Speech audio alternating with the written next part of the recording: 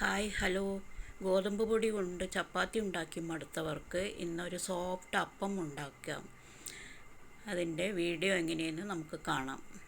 ഒരു കപ്പ് ഗോതമ്പ് പൊടി, അര കപ്പ് തേങ്ങ ചിരവിയത്, നല്ല ജീരകം 1 ടീസ്പൂൺ, അര ടീസ്പൂൺ ഈസ്റ്റ്, 2 ടീസ്പൂൺ പഞ്ചസാര, 1/4 കപ്പ് തേങ്ങാപ്പാൽ, ഇവയെല്ലാം കൂടി നമുക്ക് മിക്സിയിലിട്ട് നന്നായിട്ടൊന്ന് അടിച്ചെടുക്കാം. എന്നിട്ടിതൊരു അരമണിക്കൂർ നമുക്ക് മൂടി വെച്ച് അതിന് ശേഷം അപ്പം ചുട്ടെടുക്കാം.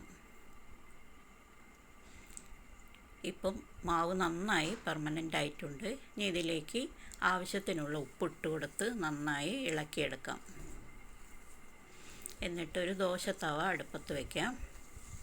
അത് ചൂടായി വരുമ്പോൾ നമുക്ക് 2 തവി മാവ് ഒഴിച്ചു കൊടുക്കാം. ചെറിയ ഡോട്ട്സ് തുടങ്ങുമ്പോൾ നമുക്കത് മൂടി വെച്ച് വേവിച്ചെടുക്കാം. ഇതേപോലെ എല്ലാ അപ്പങ്ങളും ഞാനിവിടെ ചുട്ടെടുക്കാവുന്നതാണ്.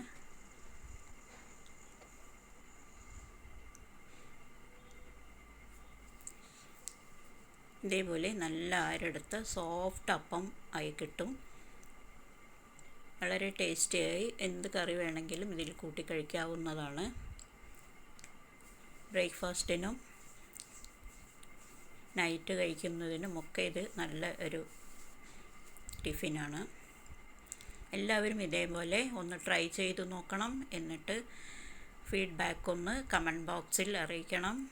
അപ്പോൾ ഇനി നമുക്ക്